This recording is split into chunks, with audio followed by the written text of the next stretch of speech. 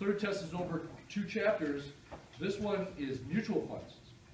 This is one of the most important chapters of the whole semester, and I like to bring it early in the semester because you know, it gives you some insight as to all about investing, and you're doing the Investopedia right now, which we passed up going over. Jeff's not even here, but because we started late, let me just look. I was going to bring up Jeff because Jeff went from 20 to 12, an 8th position jump yesterday, and it was because of Croc. Let me get a minute. C-R-O-X. Crocs shoes. What, are these really making a comeback? You know, this is from a long time ago, right? You guys know that or not? You know, this Croc shoes were a long time ago, and I couldn't believe it then, and you're telling me they're making a comeback. Is that true or not? Don't get me wrong. I'm an open-minded person, but I just can't. To me, they look kind of ugly, like really ugly. Huh? Thank you. Okay, and I can't see myself wearing them, and I'm not nothing against it. If I've never tried one on. Maybe they're most. If they feel like you're walking on clouds, I'll wear them around the house all day long. But they're the ugliest things I've ever seen. They look like the Dutch, you know, made out of wood shoes a little bit or something. They're just, I don't know. I never got it back. How many years ago was this that these came out? So I had to read. I couldn't believe. I thought that can't be shoes or crap. So I had to go and look. But they take it off a little bit. And I wish he was here to explain this, but if we look at what he did, he bought some shares. The price went down significantly, and a lot of people freak out and they'll sell. I don't want to lose any more money I have.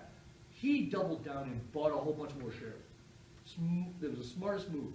And I'm telling you guys, this is the thing, this is what you got to learn when you're doing this. It's from others when they hit. When all of a sudden, what moved that person up?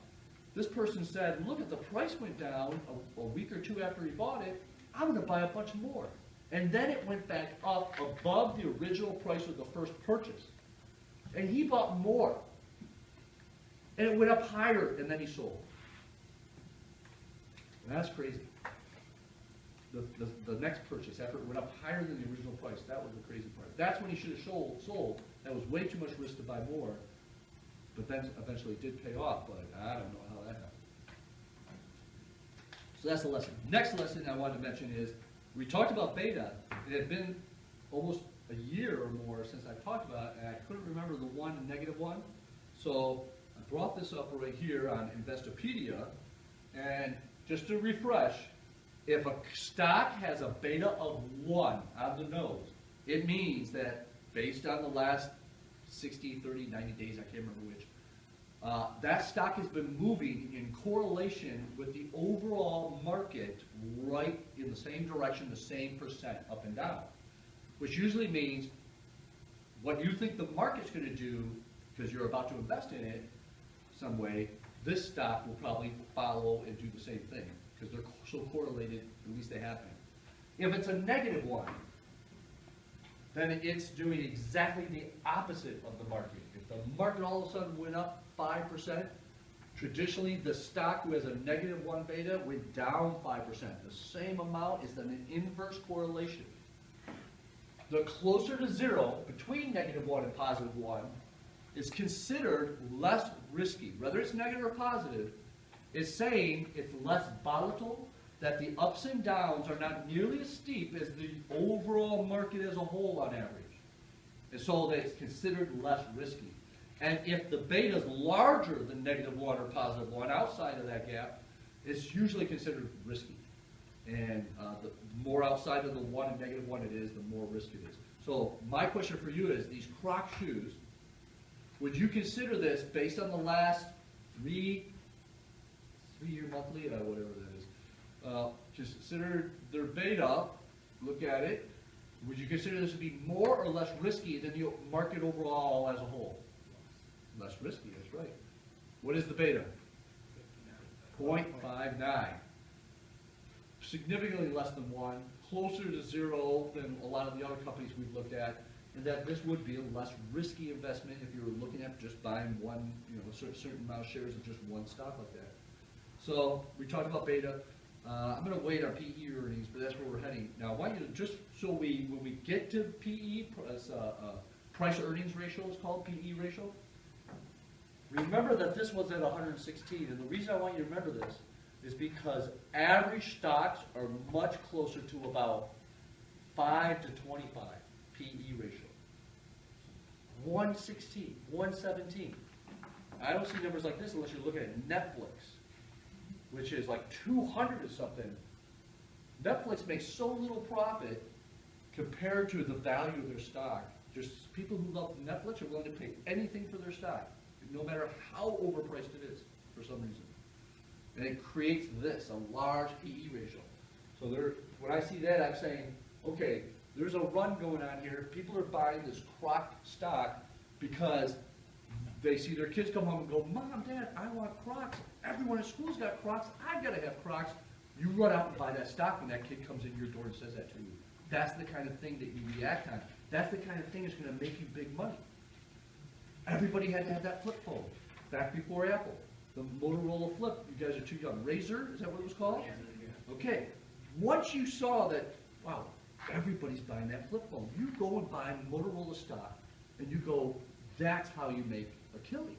You look for the elephant, you look for the trends, and you grab onto the trend before it's happening. I had someone say to me, I can see the credit or the previews of a movie, and I'll know if it's a hit or not, just from the previews. And I said, well, you know, find out who, what company made the movie, what company distributes the movie, and if they are a publicly traded company, and that's the thing you happen to have a little insight on because you just happen to be a movie person and you can tell within seconds that that movie's going to be a hit, invest in that company, because if that's something you see and it comes true, that stock's going to go up, because that's what drives some of these prices is having a hit product, a hit whatever, something, a trend. And I'm going back to the 1970s, but everybody had to have Calvin Klein jeans. You guys are laughing. You weren't even born. Now, that's never come back, I don't think, has it? But I want to tell you, in 1979, 77, 78, there wasn't anybody in my high school that didn't have Calvin Klein jeans on. I mean, everybody had to have them. And, you know, I was too young to understand. If somebody had bought, if that were a publicly traded company, whoever's making the Calvin Klein jeans, would be Calvin Klein or whatever, they would have made a killing by seeing that trend. And that's why a lot of advisors out there will tell you, where do you go get coffee? Where do you do your shopping? Where do you go to your movies? Oh, is that theater a chain, a nationwide chain? And are they publicly traded? If you like that theater, then people across the United States probably like that theater, and that's probably a safe investment. Now, what brands are you not buying? Why are you not going to that theater? Whatever reason you don't want to go to that theater or not buy that brand, there's a whole bunch of people that are probably thinking the same thing. Sell that. Look at your retirement mutual funds. Oh my God, this mutual fund has 20% of its stock in that company that nobody's going to buy from here anymore. I'm trying to think of a store. Aristotle, is that, or is that good or bad? Is it up or down? Down? Okay. It used to be a hot store. I was trying to think of another brand, but the first one came to mind. Huh? Gap. Gap. Is Gap up or down right now? Gap up or down? Huh? Well, say, you guys are laughing. I don't know. I never buy clothes. I'm too cheap. I don't care about. I never go anywhere. I don't care what I look like, you know, other than come lecture. The brand is Aeropostale. You said Aristotle. Okay, whatever. Okay, now, do people go there still? No. No, I heard they just sell togas nowadays. or Justin Bieber brown paper bag clothes. But listen, does anybody know that one? Does anybody know what I'm talking about? Okay. What I'm trying to say is, you know about trends, and soon you'll not know, like I don't know when you get my age, and you got to rely on the kids knowing trends and what's dying and going up. And when you find out that trend, you go to your retirement webpage, and you start looking at the mutual funds that your life savings is in, because every workplace is going to set this up for you, and you're going to do it. And you say, oh my God, I don't want to pronounce it wrong, not Aristotle, Aeropostale. This mutual fund that's part of my retirement has 20% in Era whatever. And my kids just said, nobody's going to be shopping there in the next 6 months whatsoever. get out of that mutual fund. Even though the key to lowering risk is diversification, which is why all your retirements are going to be put in mutual funds, because mutual funds are the epitome of diversification. A mutual fund manager is taking all this money everybody's pitching in and buying 20, 30, 40 different company stocks or bonds or whatever the mutual fund's made up of by diversifying.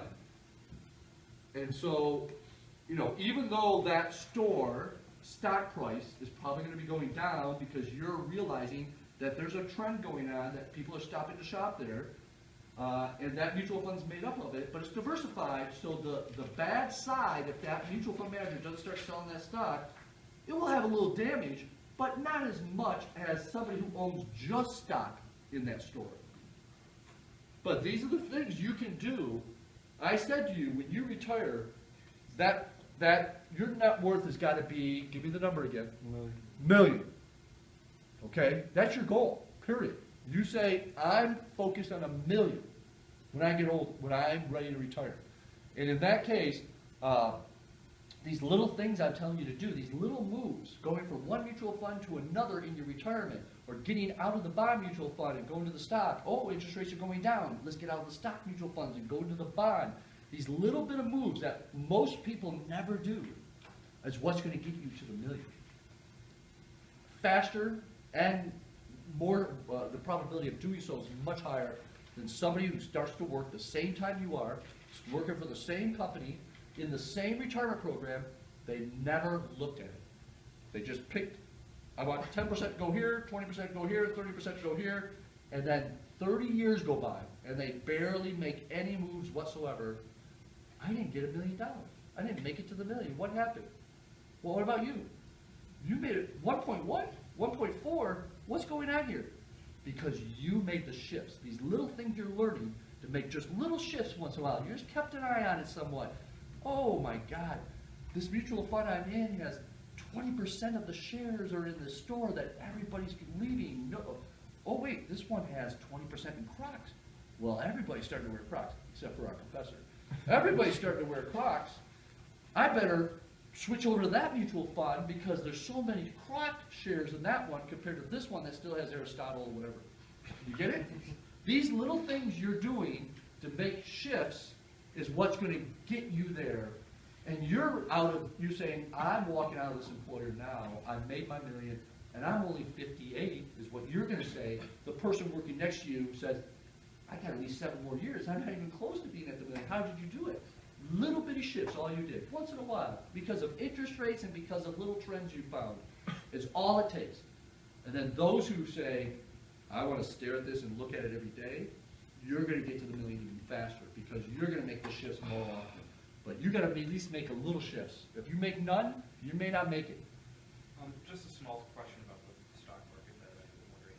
So when you buy and sell stocks, who or what is the party that you are buying and selling from? What's happening is all stock are bought and sold through brokerages. Even our Robinhood app is a brokerage. These brokerages, a lot of them have traders at the exchanges. New York Stock Exchange, Chicago Stock Exchange, Toronto Stock Exchange, London, all over the world. And there's buyers and sellers all the time. The brokerages, the big ones, know they have customers that are going to be buying and selling the most popular stocks that are usually in the Dow. Those are the 30 most popular, commonly traded stocks are the ones in the Dow. Millions of shares traded every day, thousands and thousands at least, even on a bad day. And so what they do is, they're seeing trends that they get orders in from their customers to buy, and they get orders in from their customers to sell, and they're on the trading floor matching this up. They're matching up buys and sells and conducting the transactions through bid and ask, it's called. Kind of like an auction type of thing. But what's really happening is they're not necessarily buying the exact right amount and selling the exact amount because things are happening so fast you can't get it going. But some brokerages are so large that they own a whole bunch of shares themselves. So they always have the shares there to cover those who are trying to buy, even though they, the person on the floor may have only said, I'll take that 1,000, I'll take that 5,000, like that. But this person's trying to buy 10,000. they're still gonna be able to sell that 10,000 to them, because they probably already still have thousands in the house. So you're buying and selling to a middleman? You, the customer, you mean? Yeah. We're buying from kind of like a middleman in a way. You're right. You can buy directly from the customer though. Like if I had a neighbor who said, I want to buy your property, or I want to sell you my property, I say, I don't want to pay you cash, but I have these shares of, what's the real expensive one? These shares of Crocs. I got these shares of Crocs, which are right now valued the same as that property. You can, I can't remember I've never sold an individual share, but you can do paperwork to trade it between individuals, and the middleman's out. You don't have to pay the commission then, the $6.99, because you sold it directly to another customer. That customer has to fill out a form because that stock has to be registered in their name in case it's a dividend-paying stock, so the dividend gets to them in the mail. Does that get taxed? Oh, it is taxed if you sold it for more than what you bought it.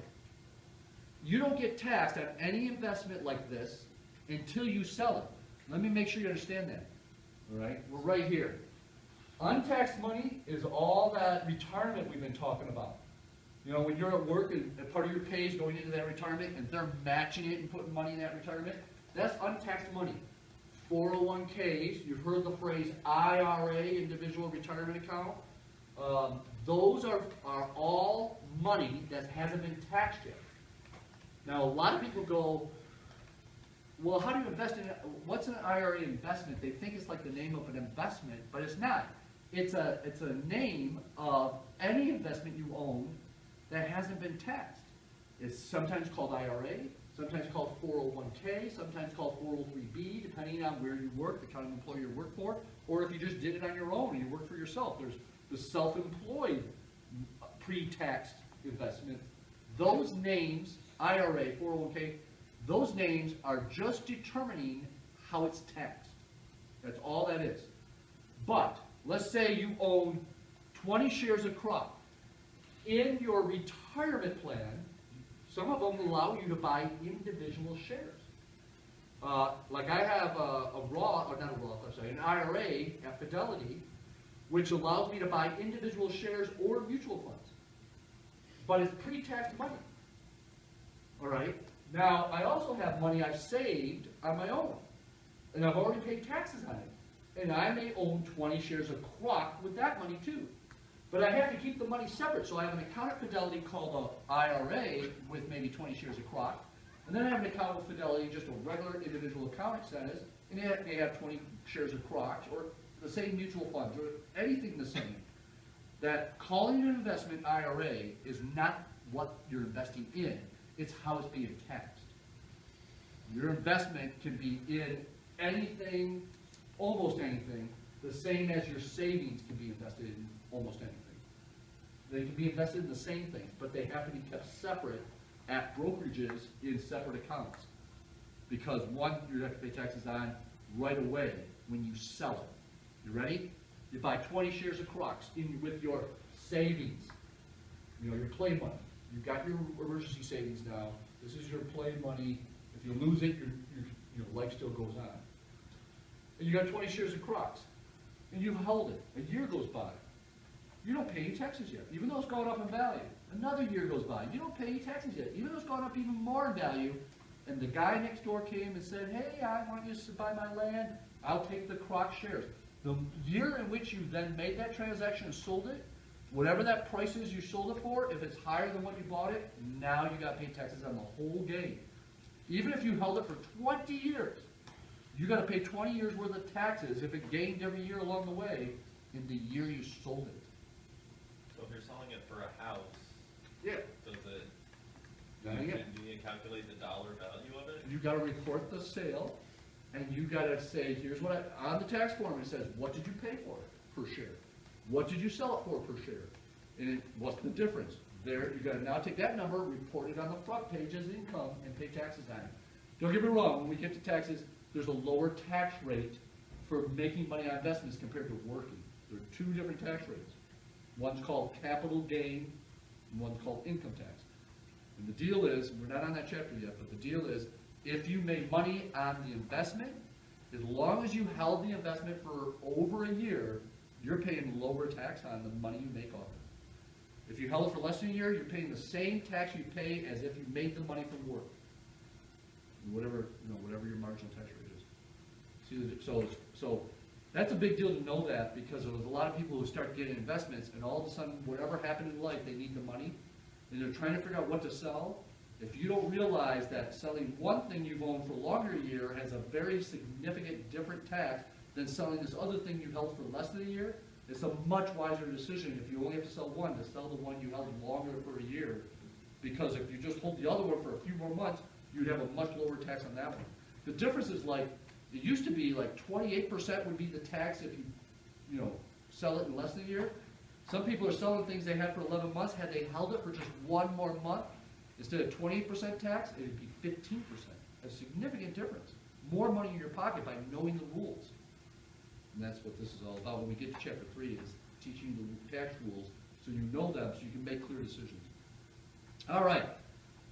Now, I put part of chapter 13 to that discussion from Investopedia, but we still got a ways to go here, and not much time.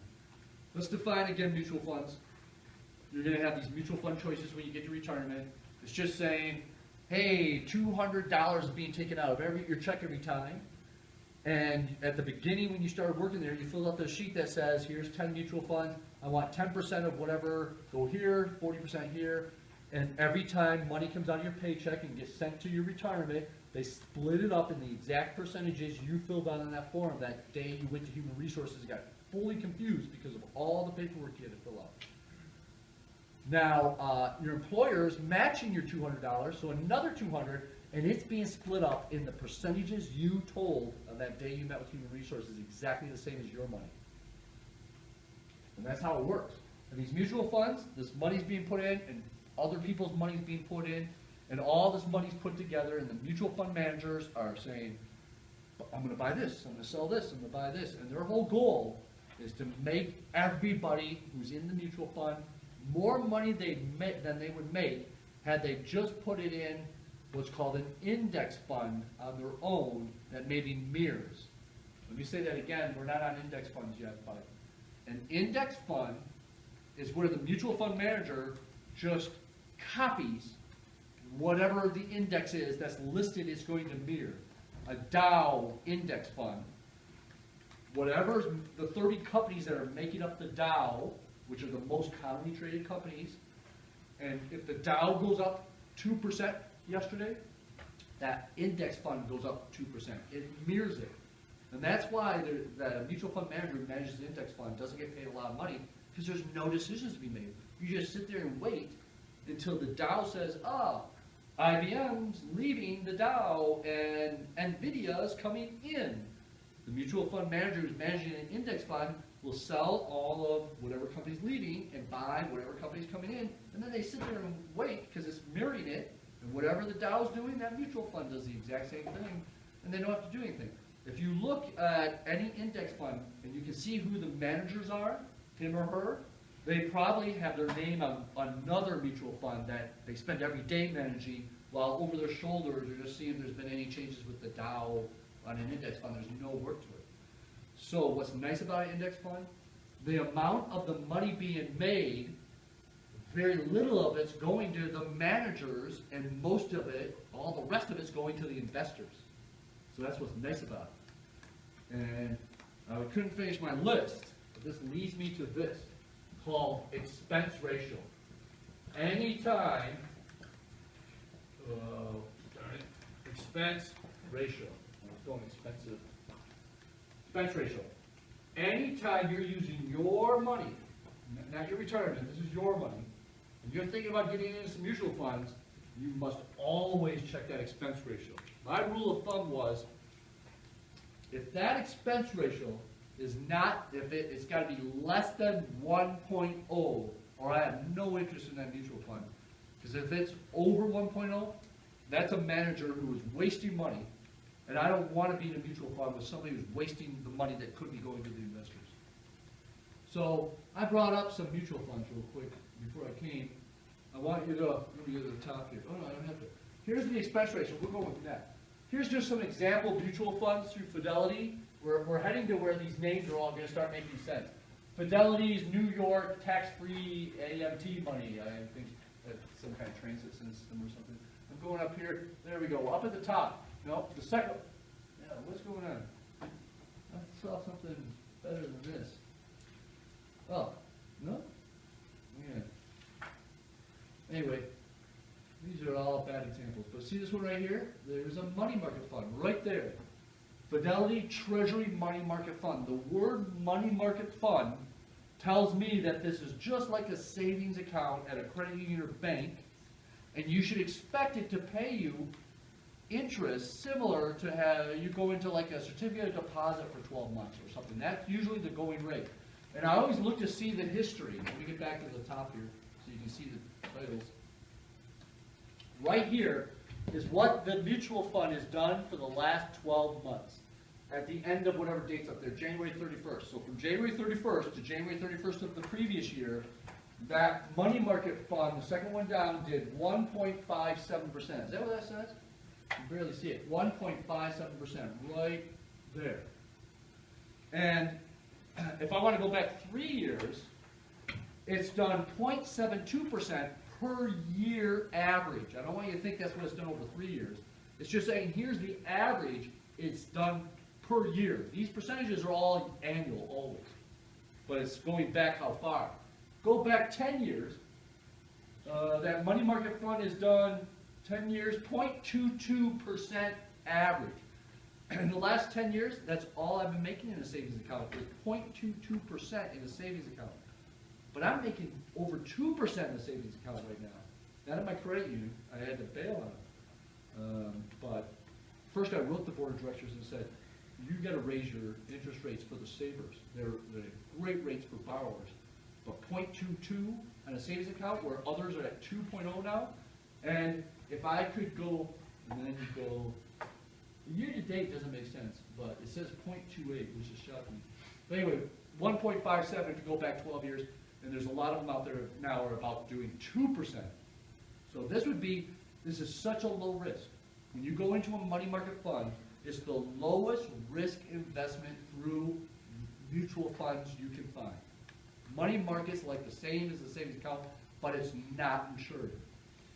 If you have your personal retirement money, pre-tax money, this law changed just a couple years ago, maybe even just last year. They have to put it in a money market fund that's also insured by FDIC. So then it would be insured in that money market fund. But if it's your money and it's not part of a retirement and it's paying tax, they will not put it in an insured account. It's in a money market fund just like this money, but it's not insured. So you are taking a little bit of risk. If Fidelity completely went out of business, you could lose your money. If you have money at a credit union or bank that's insured, and it goes out of business, you're going to get your money back from the insurance, which is the government. And so that's the difference. So you should expect a higher return not being insured, but it's so much, not really that much higher, because a company like Fidelity, they're so huge. That we'd have to have the biggest financial crash twice the size, 3 times the size as the one we had in 2008 for them to be able to go out of business, because they have trillions of dollars from investors. Fidelity probably is the #1 retirement company for many companies around the country. For example, University of Michigan, Ann Arbor, Flint, and Dearborn, all of our retirements are through Fidelity. They're managing ours here at University of Michigan. Excuse me. All right. Now look at the expense ratio. That money market fund is 0.42. It's saying on average in a year about less than 0.5% of all the money that's in there is going to pay expenses, management fees, and lights where the manager is working, and rent, and whatever. Less than 0.5%.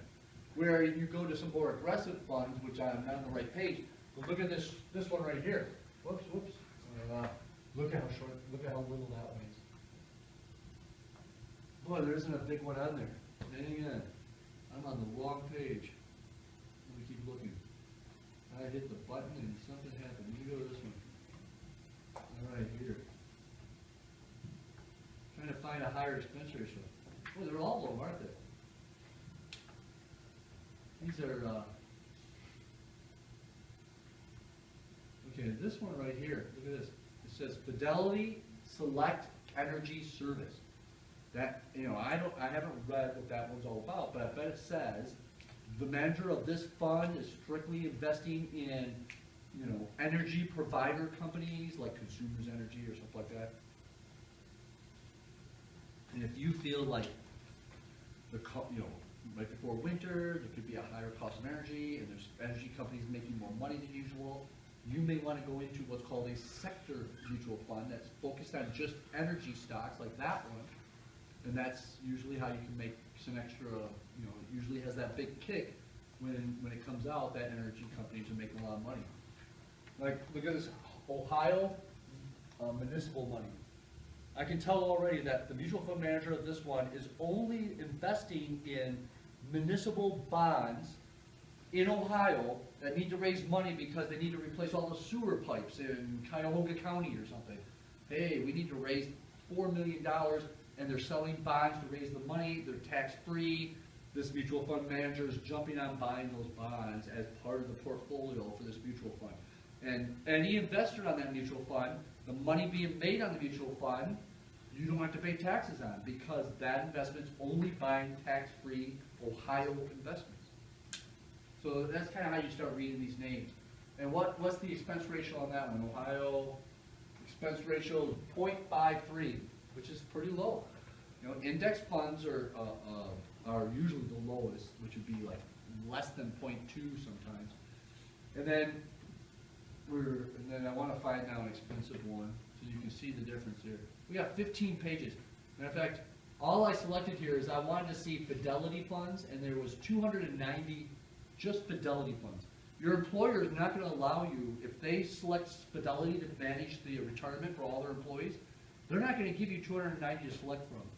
The employer says, we want a couple of bond mutual funds, we want a couple of tax-free mutual funds, we want a couple of stock mutual funds, we want a couple of money market funds, like a savings account, and maybe 2 others. And they'll offer you a selection of 10 or 12 or 15 for you to fill out. I want 10% to go there. You may pick 3 or 4 of them, and what percent, they add up to 100%. So every time you put money in your retirement, it gets split up that way. And this may be one of the offerings like this. Anybody getting this? All right, I want to jump to net asset value. Right here. This is usually how the price of a mutual fund is determined per share. Now, what's happening here is the mutual fund's in a whole bunch of different stocks and bonds and whatever it's in. At the end of the day, when the market closes, you got to give it about a half hour or something like that.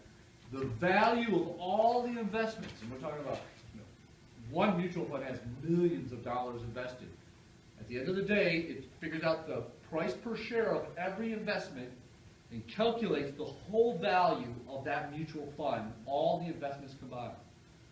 Then it subtracts liabilities. The liabilities are usually very small in mutual fund. Hey, the manager's next payday's coming. Managers for mutual funds, by the way, just have a base pay, but where they make real money is at the end of the year, if they're going to beat whatever they've been assigned as a benchmark, their bonus in December is, from my experience with people I've talked to that have worked in New York on mutual funds and for companies, their bonus in December is what they worked the whole year for. Like this one person I know, the cost of living is very expensive out there, so he was complaining about making this is several years ago, well, $150,000 a year. I know it sounds like a lot, but he was complaining about how little it is because of how much it costs for him to live in New York. But then he said he got his first bonus check, and it was rather significant. And then the following year he did better, and he got an even bigger check. By the 4th or 5th year, he was getting $1 million bonuses in December in 1 lump sum. He complained all his while about his $150 salary. It all came down to December. And even in his, before the crash, he got it all the way up to where he was getting almost $1.3 million, boom, December. But, it took a long time to get to that point, But this is what happens in the financial industry. The mutual fund managers have this benchmark. Maybe it's the Dow, maybe it's the S&P, and they're buying and selling, sticking to the logic of whatever their goal is, only energy stocks or only pet food stocks or whatever the goal is. They have to stay within that realm, but they're looking for opportunities, buying and selling every day because they're trying to beat whatever they've been assigned the benchmark. If the Dow for the last 12 months, January through December 15th, has gone up 4%, that mutual fund better go up 4.5% or 5% over the same period of time. You beat the benchmark, boom, here's your bonus. And that's most of that expense ratio is that bonus. Because it's coming out of the profits from the mutual fund. But still, even if a half of 1% goes to pay for the management and the overhead, that's 99.5% that's still going to investors. I mean, yeah, that belong to investors. I gotta say that differently. Let's say the amount of gain is 7% for the year. Out of that 7%, 0.5% went to them, 6.5% went to all the people that are in the mutual fund. That's kind of how it works. That's how you kind of can look at it. All right. So the liabilities are really small. The value of all the fund's portfolio is large. But then you divide by the number of shares that are owned by investors. That gives you the price. And let's look at one of these examples, any one of them. I want to see, we don't have it right here. I'm just going to pick one.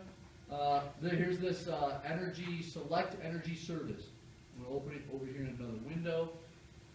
Now what I want you to look for is, what is the price per share if we were to buy into this mutual fund? So you're looking for net asset value, and it's usually abbreviated NAV. So I'll start to scroll. We're looking for NAV. What? 31.4. There it is. $31.40 net asset value, which now that it's after 4 o'clock, most likely, so if you want to buy shares of that, you get online, you go, I want to move to this mutual fund, from this mutual fund, you put your order in, it won't happen till the morning, 9:30 kicks in, the market opens, Fidelity starts processing changes. And all of a sudden, your shares will be sold at whatever the net asset value is that you're clicking out of, and you just bought some shares at $31.40 that morning. I got to take that back. You have to click your transfer by 3 o'clock the day you want it, the day before you want it done. If you do it by, I gotta make sure I say this right, the day you want it done. If you do it before 3 o'clock, it'll be based on the price at the end of that day with mutual funds. If you do it after 3 o'clock, it's based on the net asset value of those mutual funds the next day. It's a whole day behind with mutual funds when you buy and sell. It's not instant. The ones that are instant are called electronic traded funds, ETFs. Those are instant just like stock, but those are mutual funds. And we're not even going into ETFs in this class, other than I'm going to tell you about them. I think it was today, that was going to be Monday. All right, you found the net asset value. Here's the net portfolio of net assets. Look at how much is in this mutual fund. Can you tell how much is in there? That's the key right there. This is in millions. So this mutual fund, which is rather small compared to most, $283 million, 510,000 is in this mutual fund from everybody who wanted to be in this one. And that's how much these managers, probably more than one, are managing. That's rather smaller than some of the other ones I've seen. Let's look at another one real quick. Just make sure we get this. Let's find a different page. Let's go. It doesn't let me pick pages in between here. Okay, these are still, what am I going to do here? I got to hit something. Let's go here. Here we go. Michigan. Fidelity Michigan Municipal Income Fund. In the last 12 months, it says 3.08%. That's pretty good. That's not bad compared to we're only making 2% on savings. Now open it up. This is going to be small because it's just Michigan. Darn it. How much money is this mutual fund accumulated being managed by the mutual fund managers? Really? Nobody? We are recording, right? Test, 1, 2. It's in millions. 604,070,000, I don't know, Yes. dollars. Now, I keep accidentally picking the wrong ones. I gotta find one that has like the word income fund or without the word municipal. And we jump to another page. These are all bonds and money market prime growth. Here we go. This is an example of a mutual fund that will probably be one of the offers. It won't be Fidelity's, whatever company, but there'll be, one of the offers will be, have the words, Blue Chip Growth Fund. We're heading towards what each of these words mean. Blue chip means the mutual fund here is investing in companies that are bigger, that have been around a long time, that have very little risk of going out of business. They're like the foundation of investing of companies. IBM, General Motors used to be in there, by the way. General Electric used to be in there. But whatever companies you can think of that, just solid companies. I can't even think of any anymore. That would be called blue chip. The word growth means this mutual fund's trying to find more established, low-risk investment type companies that have growth potential to make better than average returns, and probably are not paying dividends. These companies are probably reinvesting the money back into the company to accelerate the growth of the company, to accelerate the price of that stock. And so this mutual fund's doing that. Expense ratio, 0.46. No, I'm sorry. 0.72. It's a little higher than some of the others because this one's actively being managed. Now, from my experience, this should have, God, I lost it. Where did I open it at? Is this it? Blue chip. From my experience, these usually have more money in them. So these managers usually have a higher expense ratio because these managers expect to make more money because there's so much more money to manage. My question for you is, how much would you pay per share if you were personally buying shares in this mutual fund, which costs you nothing if you buy it through Fidelity Direct? Hey, Fidelity, you go online. I want 10 of these shares, no fees. Called no load funds, no cost to get in, no cost to get out, no fees. You avoid the fees. You didn't go to a financial advisor. You're doing it between you and Fidelity Direct. And how much will it cost per share right now? Come on, NAV. There it is, $94.44 today. All right. And how much is this manager managing? Look at that's in millions. $25,154,690,000. I want to read that again. $25 billion. And your employer, the offerings you have are these type of bigger ones that have billions of dollars that the mutual fund managers are managing. And if we were to, what I always like to see is, hey, what are some of the companies this mutual fund manager feels have the growth potential and are solid blue chips? Well, here's the top 10 holdings. There are 367 companies that these mutual funds invested in. And most of the money is in these 10. Amazon, Alphabet, which is Google, Apple, Microsoft, Facebook. You guys know all these names because those names are blue chip. They're the ones who have been, most investors are investing in and trading. Tesla, sell your Tesla. Anybody Tesla, get rid of it. Oh, they're going to have such trouble. Yeah, I heard. There's so much trouble coming around the corner. Investors are ready to give up on them.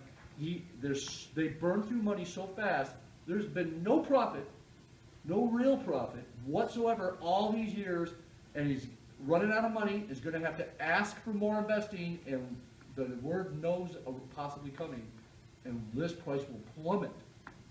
I saw someone's portfolio has a Tesla. Nobody's willing to admit it. Think about selling it. I have it. You sold it already? Think about it. Oh, trouble. So somebody get a hold of this mutual fund manager. I don't know. All right. Salesforce, Jewel Labs, Broadcom, and Visa. Everybody's heard of Visa. I like to look at the top 10 holdings because that gives me an idea.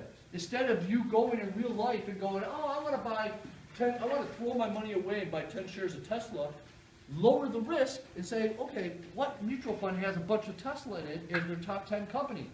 I'll invest in this to take advantage of diversification, and if Tesla does take off, it's not going to happen.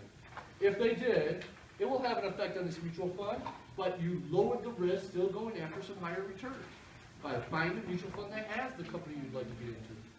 That's what diversification is all about, guys. Take anything out of this class, diversify, diversify, diversify. It's been the key to my investment history, which I'm proud to say I've never lost money. I've lost money but didn't sell, wait for it to come back, never lost money at a sale. All my investments, thank you. I'm damn proud of it, and I don't know anyone else that can